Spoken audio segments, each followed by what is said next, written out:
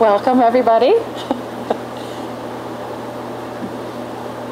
Thank you guys for coming on this kind of a rainy, yucky day, but they keep promising sunshine, and hopefully they won't have to change the title of the show to "It's Never Sunny in Philadelphia." Perhaps it will, you know. At any rate, we are so very fortunate today to have with us Dr. Dan DiCenso, who comes to us today from the College of the Holy Cross in Worcester, Massachusetts. Dan teaches musicology and music and hip hop and chant and all kinds of good things at Holy Cross.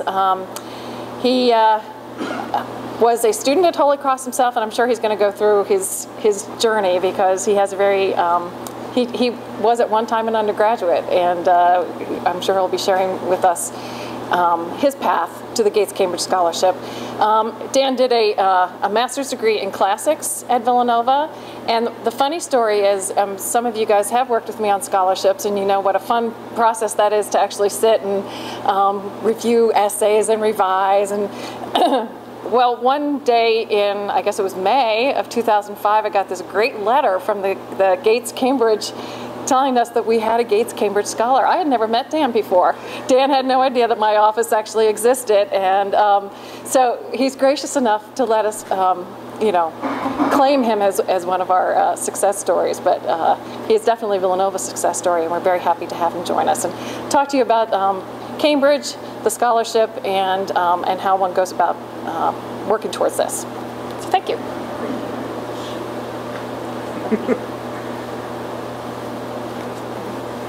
Well, thank you everybody for coming. As we're going through the presentation, please feel free to stop me to ask any questions. I should confess up front that I am through and through a humanities person, and my experience at the University of Cambridge and with the Gates Cambridge Scholarship has been primarily in the music department, also the medieval studies, English departments. I do have friends who are scientists. There are many very good scientists at Cambridge, and what you'll find is that a lot of the particularities will depend on which discipline, where you're applying. So it is important to ask questions specific to your discipline with regard to the application. Okay, the Gates Cambridge Scholarship. The Gates Cambridge Scholarship, first of all, is tenable at the University of Cambridge. It was an endowment that was put into effect in 2001. The university itself was established in 1209, and as you can see, there are, it's not an enormous institution by American standards, about a medium-sized institution. One of the wonderful things about Cambridge that's not in the PR literature that as a student one experiences is the real the sense that London and Cambridge are at the crossroads of the world. You really do have an international community of students there that you don't have even at a lot of very well-funded, very centrally located American universities.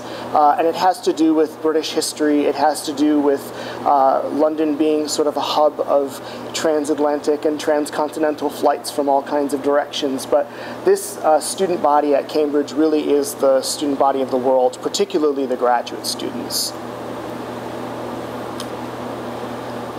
So the Gates Cambridge Scholarship is tenable in all academic departments at the University of Cambridge. You can choose to follow either a master's degree program, a PhD program, or if you prefer a secondary bachelor's program, which is a very rare choice that one should undertake with caution.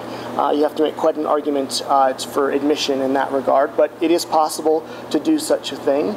All the graduates at the University of Cambridge are part of a department, and there is such a thing as the supervisory system at the University of Cambridge, which is a little bit different than what you would expect in an American university, and I should explain. If you were to come to be, for example, a master's student in classics at Villanova University, you would be assigned an advisor, and then there would also be an academic program already set up, already in place for students in classics. that you might take the following 2 or 3 required courses and then specialize in an area of your own. At the University of Cambridge, there's a long tradition of individual programs, and as a result of which the supervisory system becomes very important, because your relationship with your supervisor is your relationship with the academic department altogether, because in many cases there won't be prescribed programs that you have to take for a PhD in music. It's something that you and your supervisor will develop over time.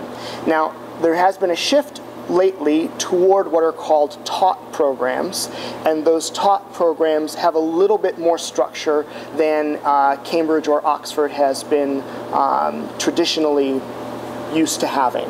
But the supervisory system is still very much the crux of what makes a Cambridge degree a Cambridge degree. Okay. The length of time that it takes you to do a degree at Cambridge is also a little bit different than in the US. So any of you who have older brothers or sisters or know graduate students at Villanova or other universities might know that the duration of a PhD program at an American institution would be between 5 and 7 years, sometimes longer. In the UK, a PhD program is typically 3 to 4 years. There is an unstated assumption that if you're entering a PhD program, you either will have done some substantial research up to the level of a master's degree prior to enrollment, or that you have already done a master's degree. It is not impossible for someone to go straight from a bachelor's degree into a PhD at Cambridge, the very, very short route, but that student would have to be very self-motivated and have a real handle on how to do research in the field that they pursue. So just kind of bear that in mind. There are also other kinds of degrees. Most of the Gates-Cambridge scholarships go to the larger number to master's students of various kinds. There's a Master of Science, a Master of Literature, there's Master of MPhil, which is pretty much what we would call an MA here in the US, and MPhil is a Master's of Philosophy. One stop before the Doctorate of Philosophy in the British system. So you have to get used to, this is a little bit of a lesson in learning that the lingo in Cambridge and the lingo in England is a bit different. And as I said, you could do a second undergraduate degree as well. Another thing at Cambridge that's a bit different than American universities is that the university is broken up into 31 colleges, and they're spread out throughout the city of Cambridge. The college is a residential community to which the graduate student belongs, but there is no real academic connection to the college. So for example, at Cambridge, I'm a member of Magdalen College. It's spelled Magdalene, but it's pronounced Magdalen.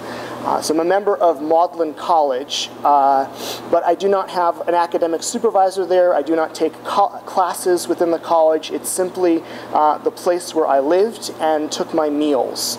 So it's a bit bewildering if you're an American student looking at the application process and you have to first choose an academic program and then it asks you to choose a college. And you have to understand that the college will simply be the community where you hang your hat, where you live. And all graduate students are guaranteed membership at a college. You do get to choose. On the application form, you indicate which college you'd like to be a member of. Sometimes you'll get your first choice and sometimes you won't. And I'll say more about the choice of college a bit later in the presentation. So at the University of Cambridge, there is, of course, a tuition fee. As there is at any university, there is a college fee and there are living expenses. And whether or not you apply for the Gates scholarship, you have some choices if you want to do graduate work at Cambridge. You could be self-funded, that is, you pay all of these things yourself. You can take out American student loans to cover all or part of the degree at Cambridge, and in fact the American student loan FAFSA system actually does register or does recognize Cambridge as a university. So it's not seen as a foreign application. They're part of the American process if you wanted to do it.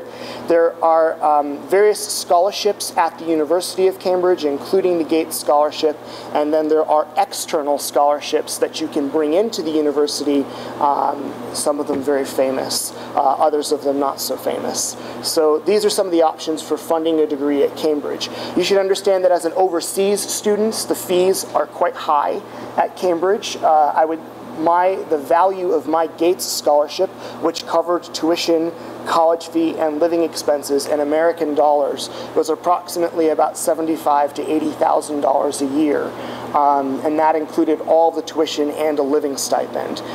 So just want to kind of bear that in mind as you're looking into your various options at Cambridge.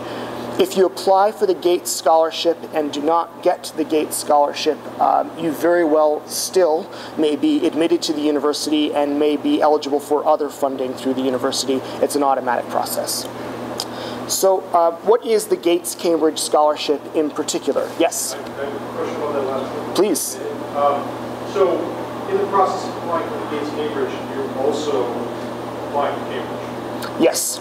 Yes. So the way that it works is when you use it's a single application form, and there is one part of the form which indicates whether or not you would like to be considered for the Gates Cambridge Trust and the Cambridge Trust writ large. The only difference is that the Gates Scholarship, which is geared toward North American students and worldly students, no one in Britain can apply for it, their deadline is much earlier. It's the 15th of October, is that right? Yeah. And as a result of which, they'll tell you the answer in time for your students to accept or not accept other offers from American institutions or Canadian institutions, which will have approximately an April 15th deadline for an answer, right? So if you go the Gates route, the Gates Scholarship is on an American clock. If you go the other scholarship routes at Cambridge, their term does not begin until October 2nd, so you may, in the fall, so you may not have an answer about your funding until July or August, and that's after the deadline where you would have had to have given a deposit to enroll somewhere else, that sort of thing. So you should just bear that in mind. Okay, so the Gates Scholarship was founded by the Bill and Melinda Gates Foundation in 2000 with a $210 million endowment. Now, I can tell you a funny story about this. When I got to my Gates interview, I was still at that time in Annapolis, Maryland, unaware that Gates meant Bill Gates, because I had not applied through Jane's office, and there was a box that you ticked on the application form that asked if you wanted to be considered for the Gates Scholarship, and I had no reason to assume that Bill Gates had any association with Cambridge University. And so when I went for my interview in Maryland, you arrived and were presented with a folder that gave you a schedule of the day's events, including when and where you should turn up for your particular interview, and there were some glossy brochures in the envelope that talked about the Bill and Melinda Gates Foundation, which, you know, I'm not that dim. I did finally make the connection between the two.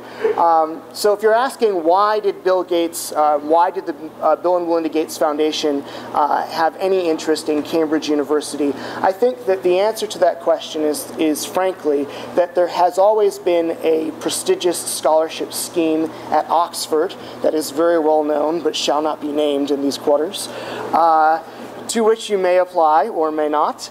And there was no such opportunity for American students or students from abroad to have funding, guaranteed funding at Cambridge. So I think it was an opportunity to put his name on a program that really could reach out to the world in a different way than an American program can. So that's how the connection was made. Every year there's between 90 and 100 full-cost scholarships awarded, and again, full cost means your tuition, but also your fees and your room and board.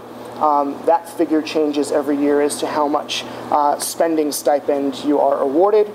And scholarships are awarded on the basis of intellectual ability, leadership capacity, desire to use knowledge to improve the lives of others, and a good fit with Cambridge. Now, I'm going to go off script here since I'm at home at Villanova, and the rest of you will benefit from having done so. The application process happens as follows. When you apply to the Gates Cambridge Scholarship and to Cambridge, your application first goes to an academic department, let's say the philosophy department, for example. The philosophy department will make a short list of candidates that it would like to be considered for the Gates Scholarship. They pass along that short list to the Gates people, and the Gates will choose who gets interviewed from that short list, okay? The important point to remember is that the Gates Foundation and Gates Scholarship has one sort of ideology and ethos, and your academic department has quite another. For example, I'm a chant specialist, okay? I work with medieval chant. And in order to be admitted to the music department to study medieval chant, they weren't so interested in my hypothesizing about how I would engage with the world of students and learning and take my knowledge outwardly. They were interested in whether or not I had the skills to deal with chant manuscripts, whether or not, I should say, I was academically qualified. Academic departments want to know that you're academically qualified, okay? It's a little bit of a different idea. The Gates really is interested in knowing how you see yourself in this world and how you will take the privilege that you will undoubtedly be given with the Gates Scholarship and turn that around into a greater good. So the music department, not so much interested in the greater good, frankly. The Gates Scholarship people, very much interested in the greater good. So that's just something to keep in mind, that your application is, in a sense, being pitched to two separate audiences, an academic audience and the Gates audience. Okay. Eligibility requirements. You have to be a non-UK citizen, so no one from the UK can apply. You have to have an undergraduate degree, an excellent academic record, well suited for a Cambridge program, and you have to gain admission for full-time study to Cambridge. A couple of other things that you'll find, you normally will be under the age of 30, so for institutions that have graduate students with master's degrees who would like to apply for a Gates Scholarship, that's in fact how I did it. That's possible. You don't have to be straight out of undergrad. And by an excellent academic record, you're looking at someone who would have, you know, probably a top 20, top 25% record. The Gates Scholarship, because it's interested in this idea of engagement, civic engagement, is a little bit more prone to looking beyond numbers than other scholarships, but the academic department may not be, right? So that you have to sort of handle on your own. Okay, next slide. And of course, the famous provision of the Gates Scholarship is that not only do you get room, board, and tuition, and 12,500 pounds of living expenses, which is right about now almost $20,000 a year in salary, they will provide airfare for you to come to Cambridge and to go home from Cambridge for free at the end of your program. There's an allowance if you have a dependent, that is if you have a child, a spouse. They will work with you to increase. They realize that living in Cambridge is expensive. They'll work with you in that regard. A lot of American graduate students won't do that. And there is additional academic support. And this is very, very important. If you receive one of the other prestigious British fellowships, their number in terms of their maintenance allowance may be a little bit larger. Your 12,500, it may be to the order of 15,000. But the Gates Scholarship is unique, the only one that I'm aware of, that gives you additional funding for specific projects. So for example, in the course of my PhD, I needed to see about 12 to 15 medieval manuscripts in different European cities. very expensive to go and see a manuscript. You have the airfare there, you have the costs of getting things microfilmed, you have the costs of hotel stay, meals, all these sorts of things. And time again, when I applied, the Gates supported me. The Gates also supports initiatives of Gates students. So for example, if a bunch of Gates students get together and want to put on an academic conference at Cambridge, the Gates often supports such initiatives. So there are some numbers, in fact, that aren't shown on screen, right? There is more money available to you than appears on screen. Okay, so the selection process, as I said, there's a departmental review of candidates, and there's interviews in person or virtual if you're far away. They are subject specific, and they are 20 to 25 minutes long. So let me just say a few words about the interviewing process. How specific your Gates interview will be really depends on the people sitting on the panel on that day and what degree program you're applying for. My application and interview was not terribly specific because there weren't a group of people sitting at the table who knew a lot about medieval chant. Go figure. But if you are applying to a department for which people would have broader expertise. So for example, if you're applying to the English department, I think that you could get stronger, harder questions. And if you're applying to, let's say, a chemistry department, and on the science panel there happens to be a chemist, and so the answer about how specific is your Gates interview really is, it varies. And you have to be prepared that it may be very specific. You'll have to defend what it is you want to study or the project you have pitched. On the other hand, it may not be that specific at all. It really does depend on the day. Okay? Most of the American interviews will take place in Annapolis, Maryland, and about, when do they take place? October, November? No, February. February, that's right. February. So they will fly you down if you have been selected for an interview. For scholarship advisors, if you have students who have 2 passports or who are not American citizens at your colleges or universities, you may want to consider, and I just say may, want to consider having the student apply as a European or as a non-UK student but non-American.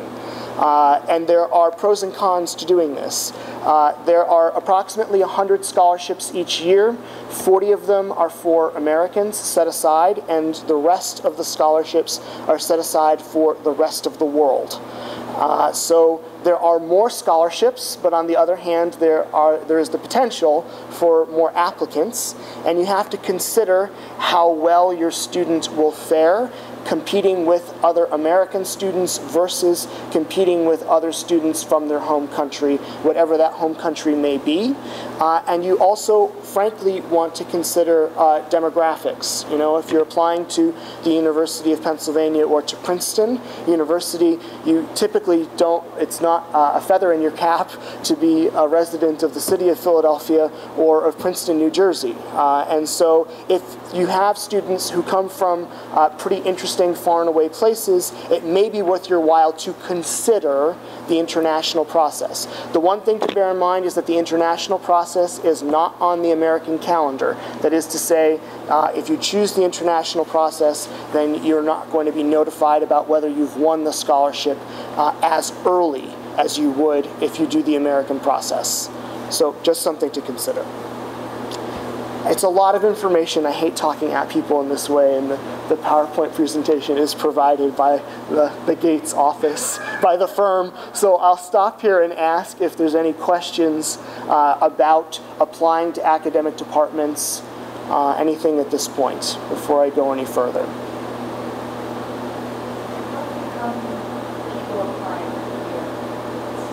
Yeah, the figure is that it's been growing every year since it started. I think the last figure that I heard was about 2,500. So it's getting larger and larger, and as a result, more and more competitive. Yep. How many areas of non-traditional study in various departments? Areas of non-traditional study. So you have to find a program that's on the books. But as I said, the PhD that I'm enrolled in is a PhD in music. And so long as there's an academic on the music faculty who will advise the research program that you're proposing, then you're full well able to do it. Do you mean... something like film studies? Yeah, so film studies would certainly fall under, I don't believe there's a department of film studies, but that certainly could fall under Comp Lit or English, and there would certainly be someone at Cambridge who could handle film studies. You know, if you're interested in French film, you might, for example, go into the French department and do it that way. There are some very creative titled departments at Cambridge, and then there are some that, you know, so in other words, new programs of the sort that we see in the US, new degree programs, and then there are just traditional programs like music, where you could do very cutting edge, interesting research on popular music or music psychology or things that you ordinarily wouldn't do in a music program, but there is no music psychology degree, so to speak. On that topic, I mean, you actually applied, did you not, to music and history? Mm-hmm. And so it doesn't necessarily, it's not necessarily department driven. It might be more your particular discipline, professors. It's more focused really on the professors who are doing research. Is that correct? That's right. So it will also differ whether you're going for a taught master's program or whether you're going for a research degree program. The research degree program, you absolutely have to match your person with another person. You have to find someone to be your advisor, and they have to be either an expert in your field or be willing to supervise a project on your topic even if they're not an expert.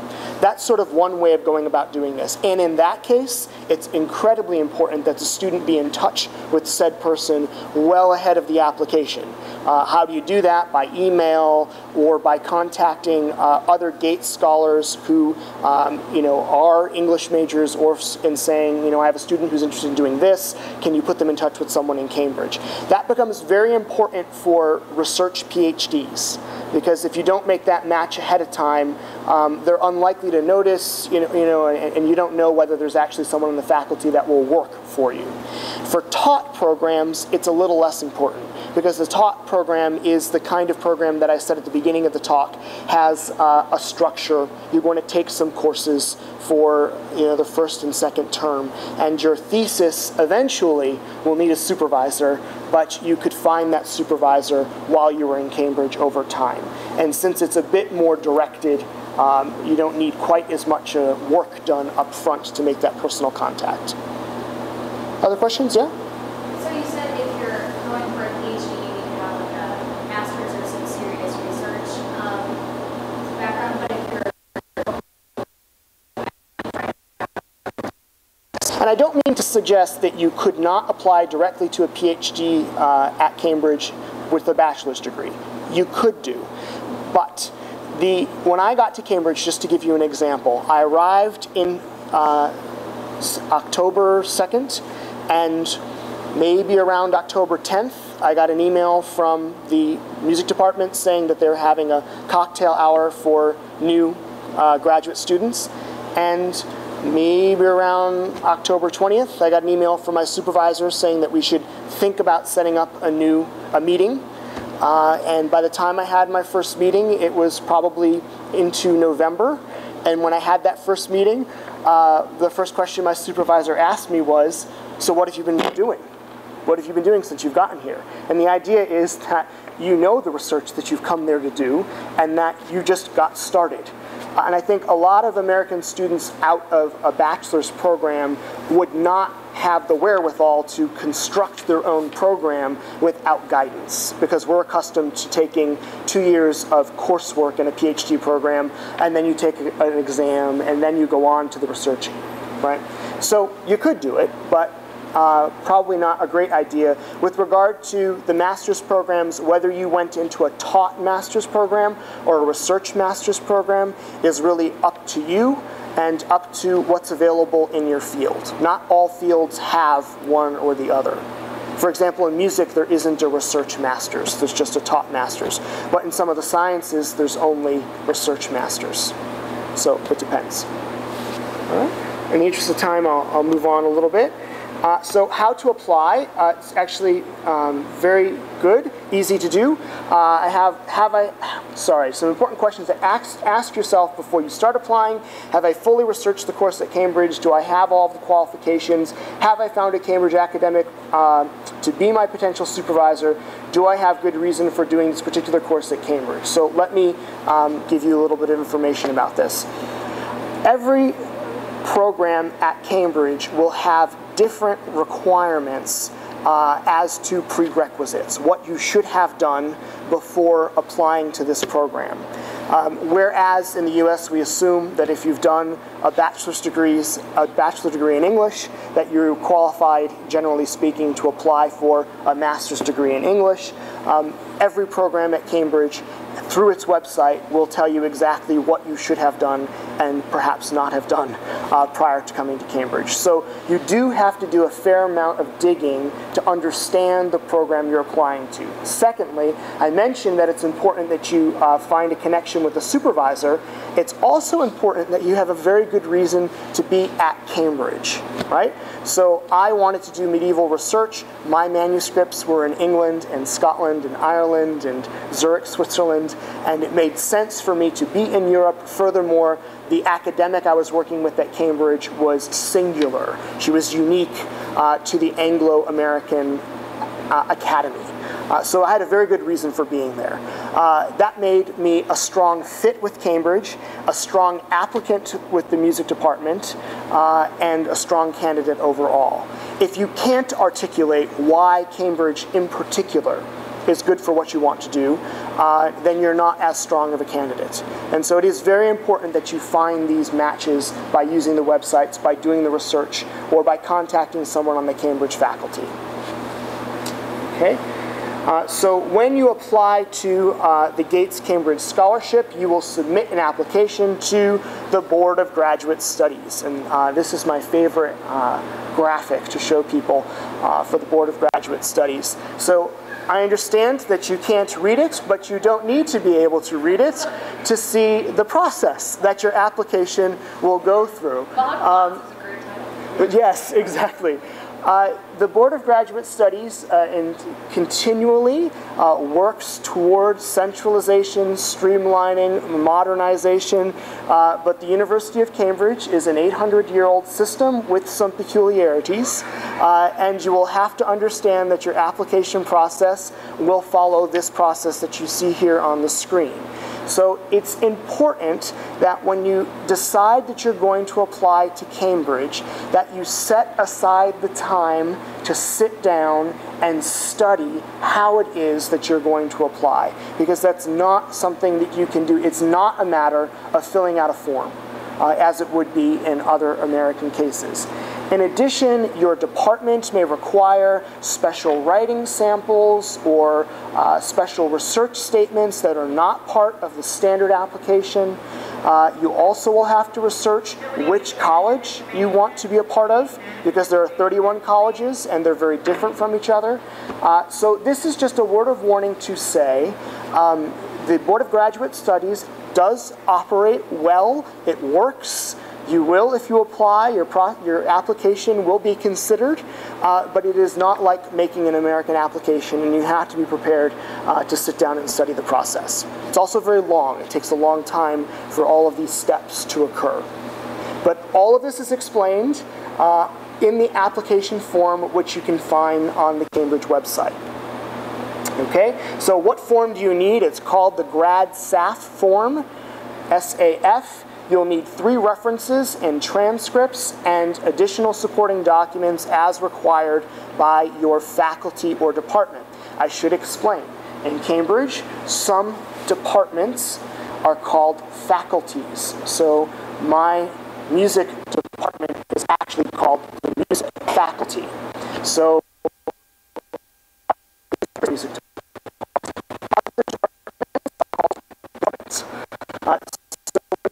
On the Cambridge website, as an American, you have to be prepared to do a bit of looking around.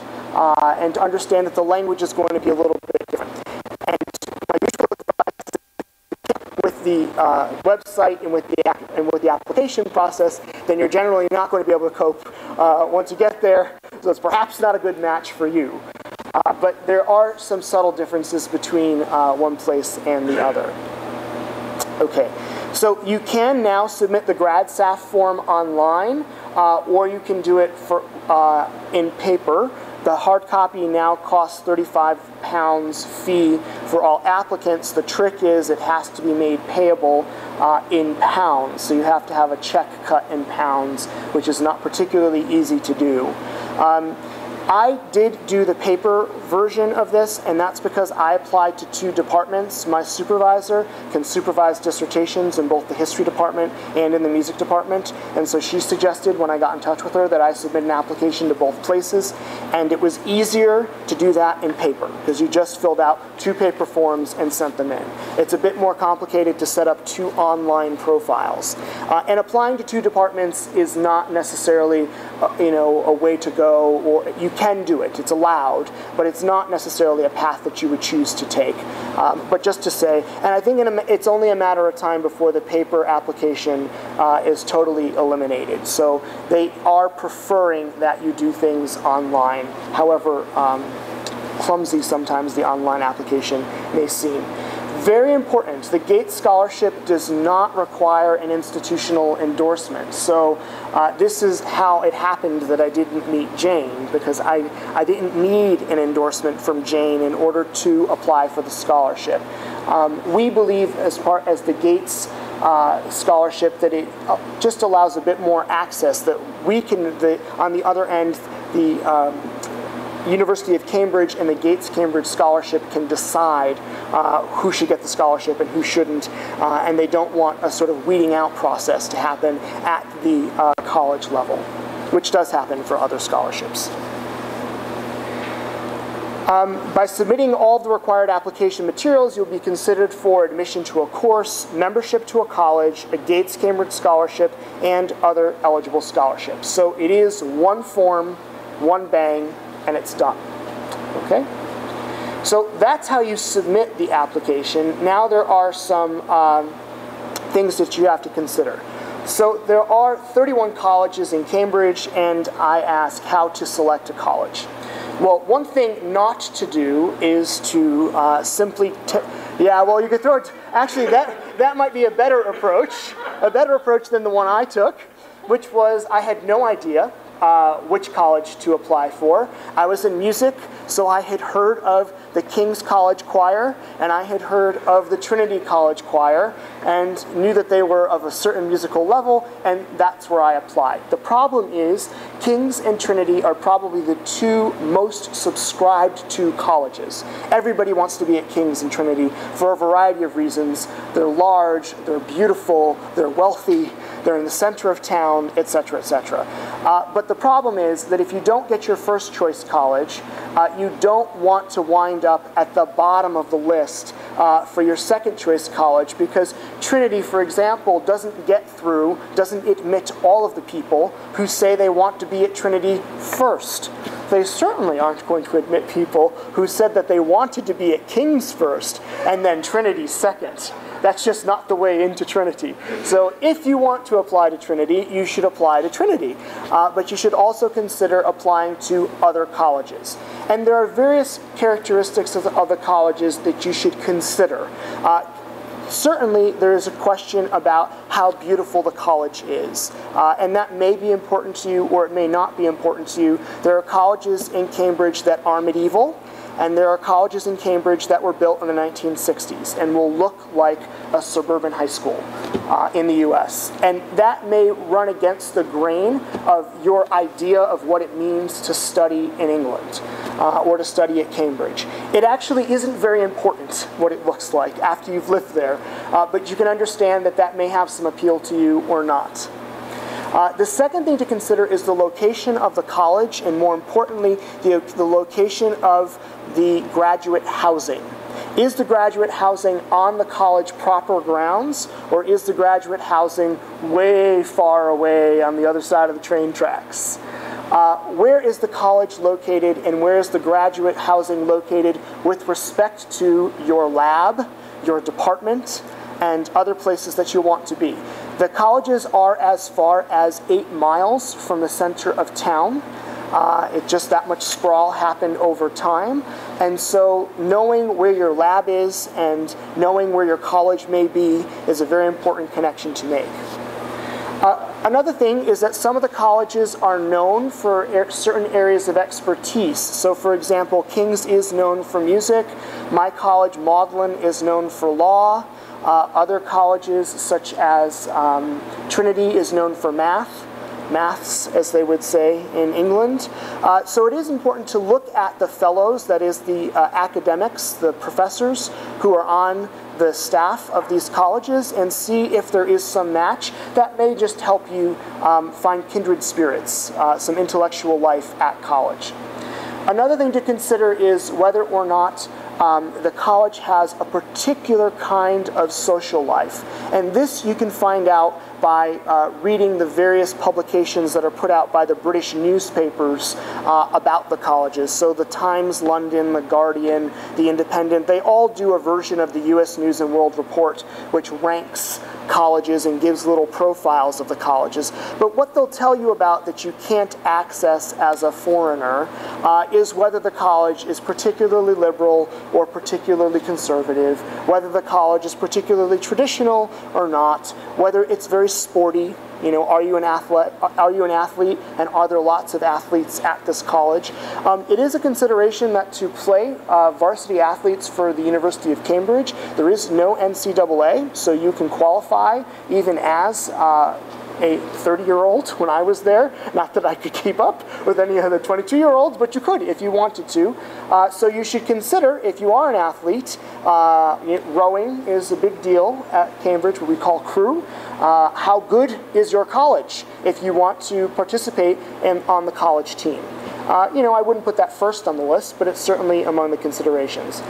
And the last thing to say about beauty is that what was built in 1450 was wired for electricity in 1450, was insulated in 1450, was heated in 1450, and so on and so forth. And so I have friends who have lived in beautiful medieval colleges, and in order to take a shower every morning had to walk across the quad and down a set of stairs in a separate building because the building that they were in did not have plumbing. And that's just a reality that you have to deal with in Cambridge. In that regard, it might seem awfully cushy to be at that 1960s college that looks like an American high school because it has some amenities that the other colleges don't, right? So my word of advice with regard to the colleges is that there are many different aspects that you should consider, and it's worth getting in touch with some graduate students in Cambridge before making the selection.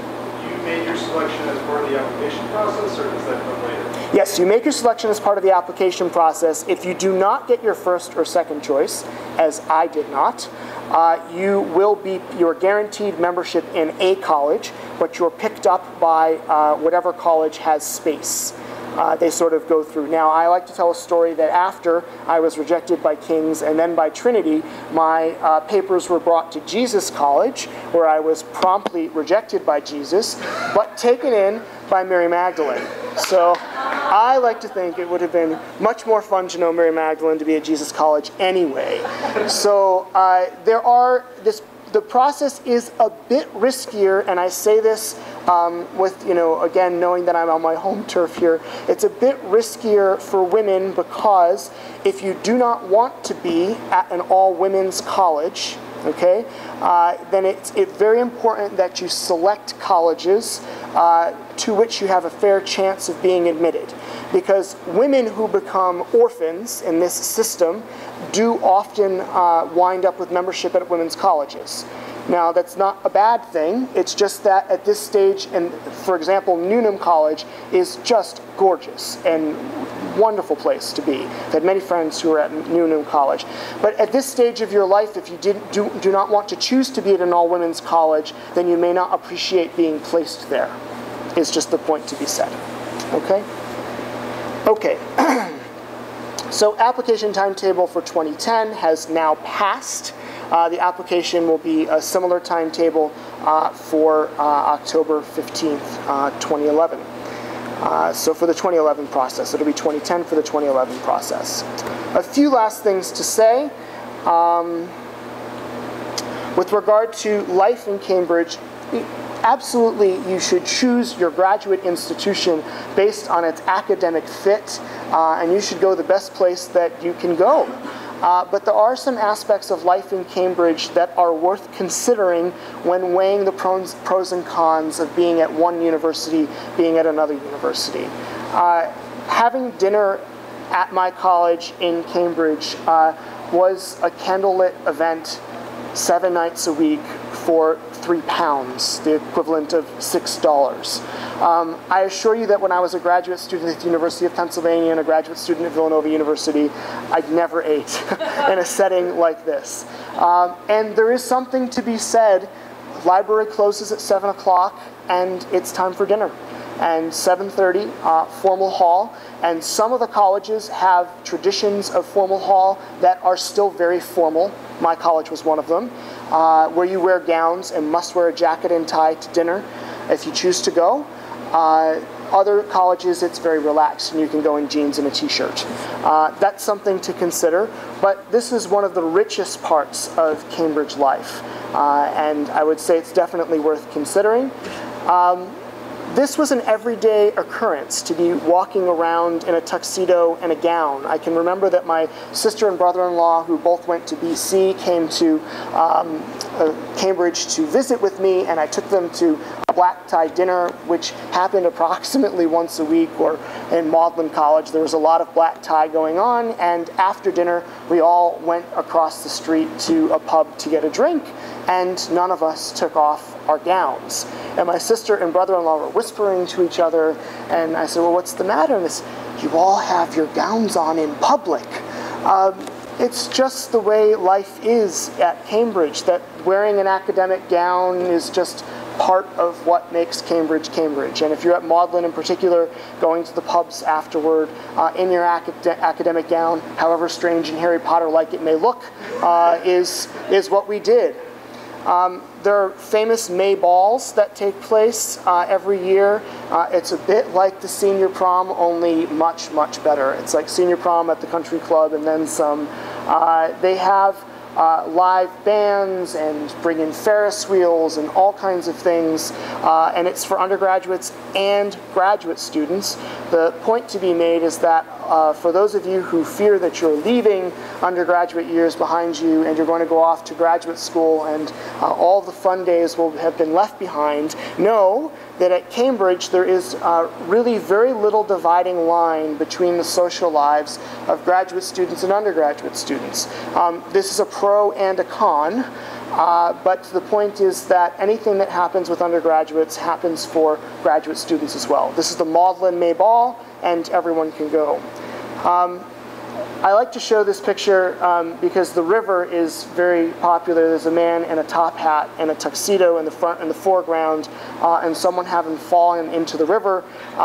The river is very important in Cambridge. Rowing life, this is our varsity football at Cambridge University, and so much of life takes place on the river, whether with graduate student friends or with your department. You may go punting, which is the flat boats that you see sort of parked there, or if you go to the races to see your college and the various bumps that take place.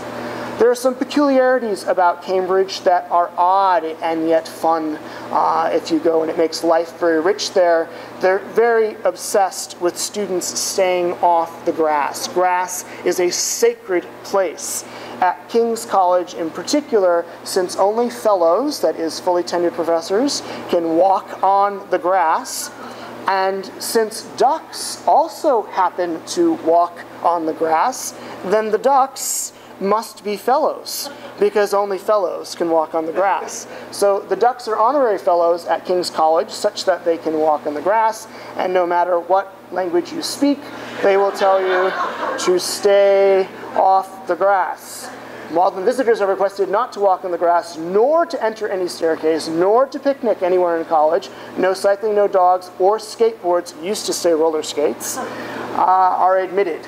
So there are some peculiar rules.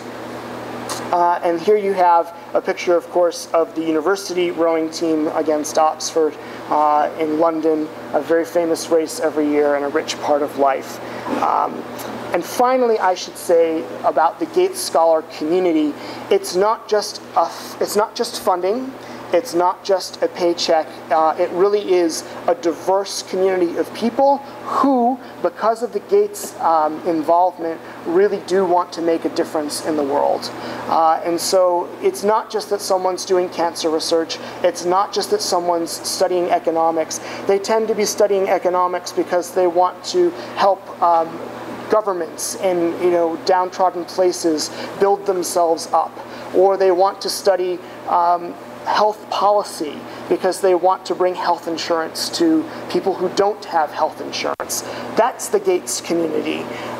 It's very different, and Jane can speak to this, I think, as well. It's a very different community of people than other prestigious British scholarships, and I think a community that is very well connected to liberal arts colleges, because I think the kind of involvement, civic involvement at liberal arts colleges really does translate well. Question, yeah. Along those lines, you spoke earlier about, you started off saying that it's really, you're writing to a double audience, one academic, the other more civic oriented. And you spoke about how you were a very good fit academically because there was one particular faculty member there who could serve as your supervisor to allow you to do things that you really couldn't do anywhere else. Yeah. That certainly hits the academic audience. But how did you hit the other audience? Yeah, so how did a chance scholar ever get a Gates scholarship, right? No, it's a very good question. And you would think that not only I'm not the only chance scholar at Cambridge funded with Gates. There's in fact been 3. So that gives hope. I had some friends who, yes, there are a host of medievalists. My essay, I wrote my essay for the Gates Scholarship about how I was first introduced to Gregorian chant in a public high school classroom when my Latin teacher brought an album of Gregorian chant to class, and how this small gesture of outreach to his students really enlivened in me an interest that was a lifelong interest. And I had done these other degrees. I had done a master's in classics. I had done a bachelor's in music. I had many career options, but always in the back of my mind were these questions from high school Latin class. And I ended my essay by saying that I hoped that I could bring to my students out the other end what my high school Latin teacher in an underfunded public high school, about the size and shape of Upper Darby, Pennsylvania, could bring to me. I hope that I could bring that forward. And I think that you'll find that there are people doing master's degrees in English, medieval literature, Shakespeare. To be sure, they're not the majority of people, but you'll find that their essays and their persons and their involvement, their academic record demonstrates that they have a leadership capacity. And Cambridge as an academic institution is interested in people who will have leadership potential in the academic world and so on and so forth, in the business world. There was a friend who was an MBA. So, that's an MBA degree is about as practical and worldly as one gets. But he was interested in political involvement. So it was your motive to teach primarily? I said it was to teach, but also to research, and that carried through. I mean, make no mistakes that the University of Cambridge is a research institution, but I think the Gates Scholarship was interested in my relationship to the community. I think that's what it comes down to. I think I also wrote about how in college, when I was at Holy Cross, I gave a lot of lectures on chant to various church and community groups who had no choir in their churches but were interested in the tradition, their religious music tradition, and I think that also probably had an impact. Now understand, I did all of this blind because I didn't know. It was just the essay, the personal essay that I had written fit very well. I got lucky in a sense. So Once a Gates Scholar, always a Gates Scholar. We have a robust grassroots alumni association. I am an active member of the Alumni Association, volunteering to do lectures such as these to bring new students to the Gates. We do outreach, we help applications, we help students who are preparing for interviews. So if your student is interested in chemistry and you don't have any idea what would be expected in an interview of chemistry, the Alumni Association can connect you to a graduate student in your area who did a PhD or a master's degree in chemistry at Cambridge, and that's a very useful part of what we do. So you could find sorry, it's the next slide that I wanted. The important information to take home, the University of Cambridge's website is cam.ac.uk. The Graduate Studies Prospectus, which is where you'll find the application for admission, and more information about the Gates Cambridge Scholarship is at gatescholar.org. So with that, I should say I'd like to just close by, in a sense, leaving off the comment that I just made about coming from a public high school, an underfunded public high school. You know, there's a lot of people, if you look at who has won the Gates Cambridge Scholarship over time, there's certainly a number of people who have won the scholarship coming from big name Ivy League institutions or similar on the East Coast and West Coast. But those are not the only people winning Gates scholarships. And I think that, you know, I'm an example of someone who came from a very small public high school with no repute at all. I did not go to a St. Joe's Prep, for example. I went to Holy Cross as an undergraduate, a very good institution, but it wasn't Harvard University.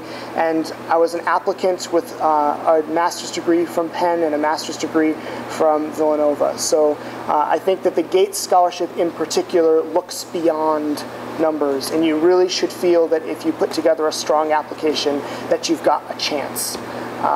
Whereas, you know, other applications, it's more difficult. So, happy to take any questions. Happy to take no questions at all. It's been a long talk. I'm sorry about that.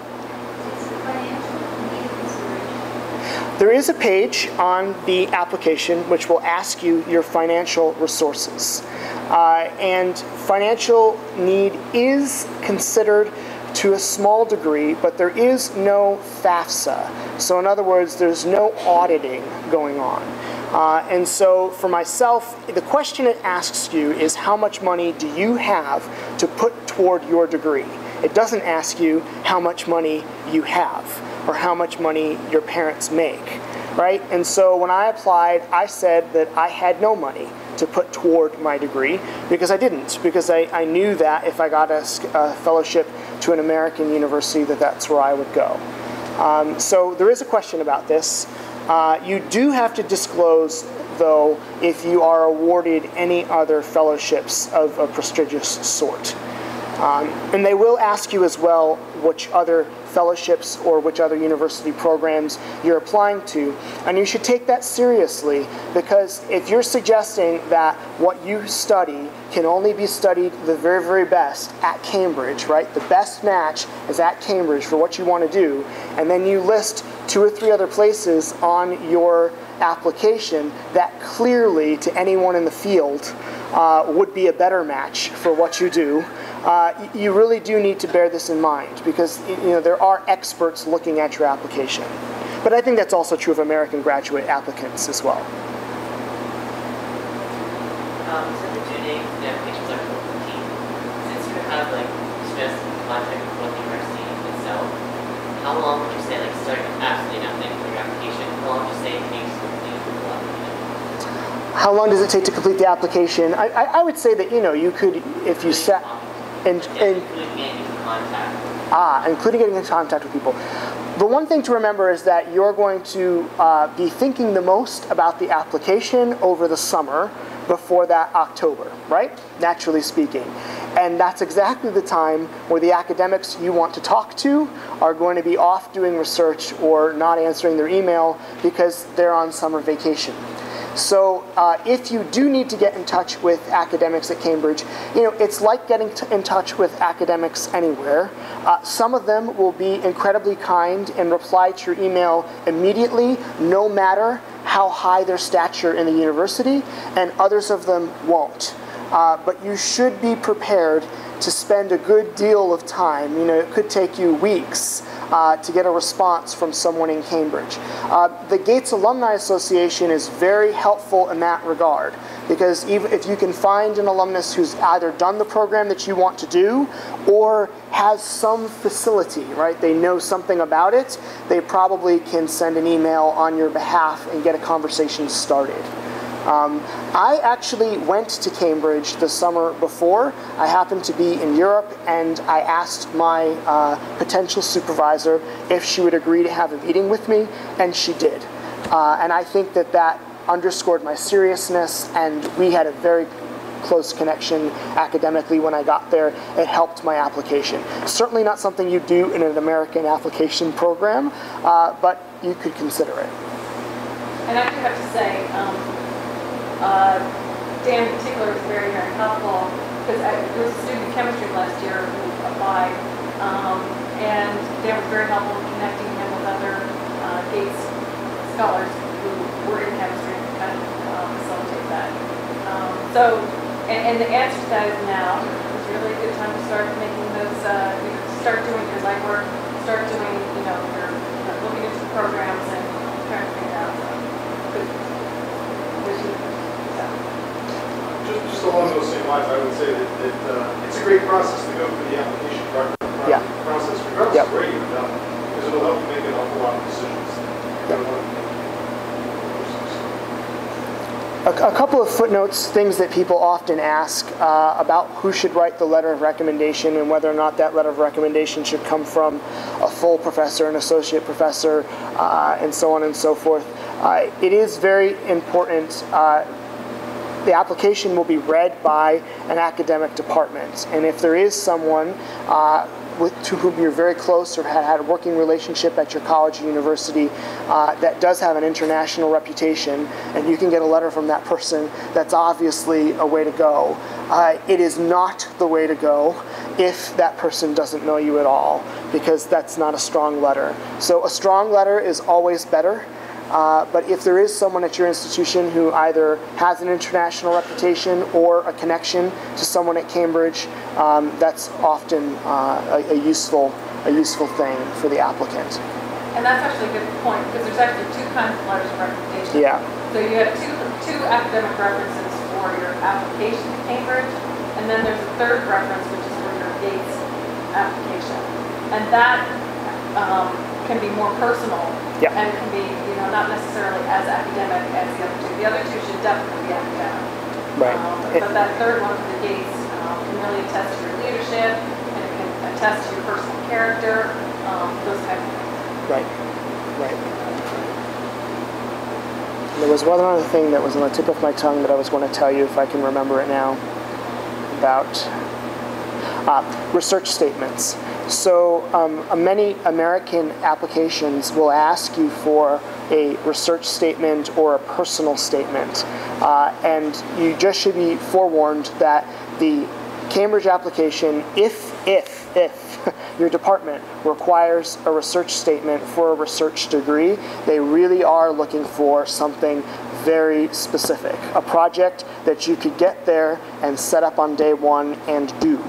Not this sort of, I encountered my first album of Gregorian chant in the 10th grade in Mr. Nalawak's Latin class. While that would work very well for the Gates, it would not work very well. And in fact, when I had this meeting with my potential supervisor the summer before, she asked to see my application materials and rejected my initial research statement, saying that it was an American, sort of contemplating your navel kind of research statement, and that wasn't at all what was required. And every department will have on its website what's required for the research statements. Some of them have a word limit, some of them require bibliographies, and so on and so forth. And some of them don't, so you just have to be prepared for that. Any other questions? Well, I should say that I'm happy to take email questions afterward, and as I said, I'm in the humanities, but very pleased to put you in touch with friends who are in the social sciences and hard sciences, wherever you're coming from. And there are lots of people in the Philadelphia area. So thank you very much.